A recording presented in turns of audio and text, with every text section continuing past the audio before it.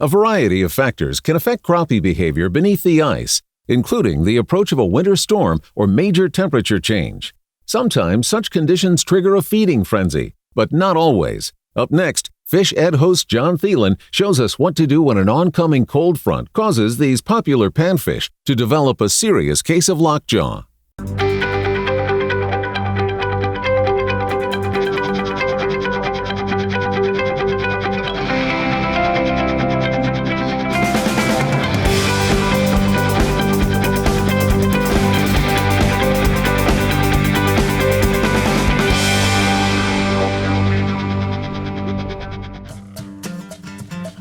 Sitting right on it. Come on, buddy. I mean, I'm just bouncing that tip on him. You can just kind of picture what's going on down there right now. That rattling flyer spoon. Oh, there he is. He just took it. You can just picture though what's happening. I mean, it's just bouncing right in front of him, and he's just looking at it, and eventually they'll just make a little move toward it. This feels like another good one. Oh yeah, it's a great crappie. Look at that one. Let's get him up here before we lose him.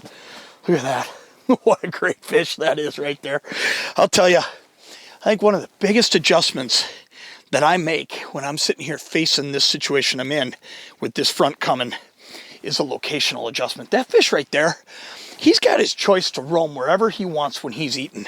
And that fish right there, he's big enough that he chooses where he wants to eat. There's not a whole lot of stuff in this lake that's going to bother him.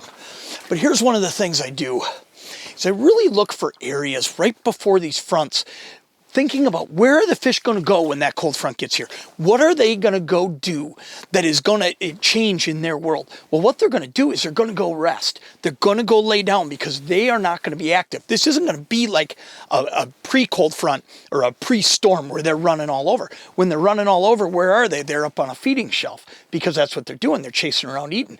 But what I'm going to do in these situations right here is understand that they're probably going to slide deep as soon as this cold front hits. Now, they're already starting to feel it, and you can tell because they're just not active on the screen. So what I'm doing is I'm finding edges that are nearby deep water. So when I picked a spot this morning, I'm looking around at that map and I'm looking at areas that look like a really good feeding shelf. It might have been great yesterday or, a couple days ago because there's a little bit of deep water, but it's a really gradual drop and it doesn't get real deep. It's got a nice feeding shelf. But today, what I'm doing is I'm looking for one of the deepest areas of the lake, and it is right out behind me here. And what I'm on is just on this ledge. I know that these fish, the ones that are going to still be eating, are going to be eating close to that deep water. So that's one of the things you want to look for. Look for a location that has deep water nearby and yet some areas where they could feed, because they will keep eating right up till the last second. Then they'll slide right down there deep. Let's get back down there and see if we can't get another one, because this is one of those deals too where I'll tell you, the clock's ticking. I mean, I just know that there will come a point today where it's going to stop. And you hate it when that happens, but we've all been on the water and seen that, where all of a sudden, on the water or the ice, the bite just stops and your day's over. And that's about the time you pack up and go home. And when it's a cold front, I'll tell you what, there isn't much you can do about it. I mean, there's just going to be a period where things slow down.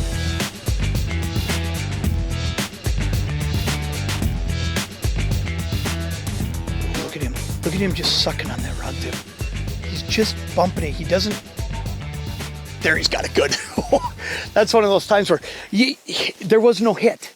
There was just all of a sudden, just a little bit of weight in that tip, and I could see the fish. I mean, I've been sitting here watching him.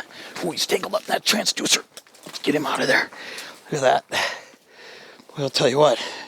I did everything I could to lose that fish after barely getting him hooked. I mean, watch this. That thing's just going to pop right out of there. But that just goes to show you, too, one of the things that changes with these fish is they start feeling this change, and they're not as aggressive.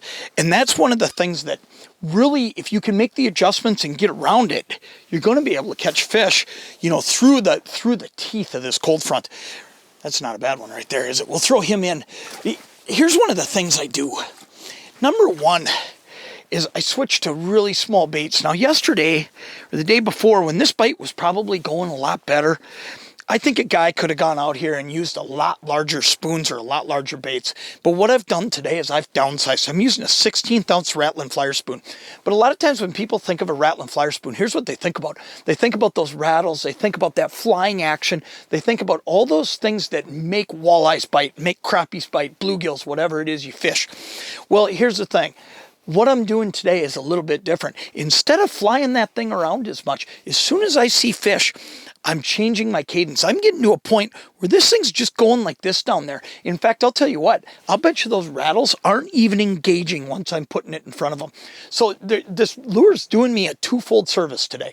What it's doing is getting fish to me because I do have those rattles and I do have that look, that flying action that can bring them in. But once they get here, you got to just change your cadence, and this rattling flyer spoon is just great for that. This spoon in general, I don't care if you're a walleye fisherman, a crappie fisherman, a bluegill, pike fisherman, whatever it is, trout, this spoon has caught everything over and over and over for years upon years. And I'll tell you one of the reasons, it's so versatile. You can fish it fast, you can fish it slow, you can fish it when the bite's on, or you can fish it on a day like today when things are just flat out tough. You can just slow it down and this spoon just does its job. Let's see if we can get us another one here.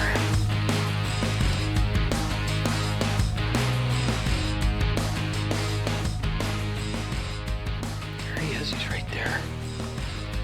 Man, I'll tell you. Talk about a fickle bite. I mean, it's just at that point now.